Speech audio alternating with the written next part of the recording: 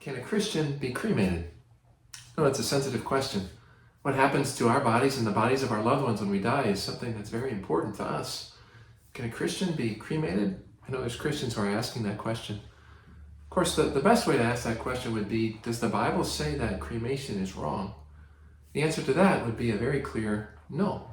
There's no verse or passage in the Bible that ever says that cremation is a sin, that to burn someone's body after death is against the will of God. There's no place in the Bible that prohibits cremation.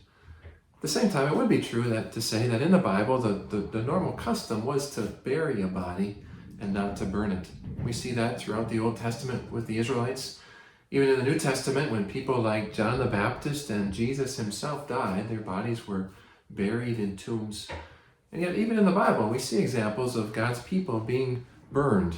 One clear example is at the end of 1 Samuel chapter 31. King Saul and his sons, when they died in battle, their bodies were burned. The Bible doesn't specifically command or prohibit cremation.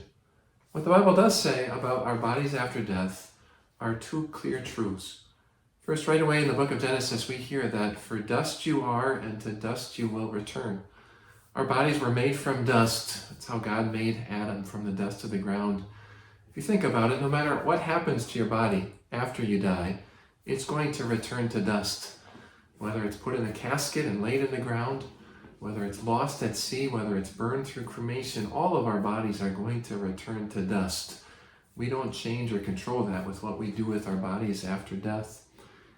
Even greater, though, is the Bible's gospel truth about what happens after death. In the middle of the book of Job, a man who faced lots of sufferings, made this confession. He said, "I know that my Redeemer lives, and that in the end he will stand upon the earth. And after my skin has been destroyed, yet in my flesh I will see God. I myself will see him, I and not another." Job chapter 19, verse 27. Job knew that his physical body, it was going to be destroyed, it was going to go away, and yet he had this confidence that his Redeemer was going to raise him up, and he was going to see his Savior face to face. This is our confidence. What you and I do with our bodies after we die isn't the deciding factor. Whether we're cremated or buried in the ground, Jesus promises that he will come back and raise our bodies back to life, and we will get to see our Redeemer with our own eyes. What a blessing that will be in the moment of death. Don't worry about what happens to your physical body here on earth. Instead, trust in Jesus' promise of the resurrection.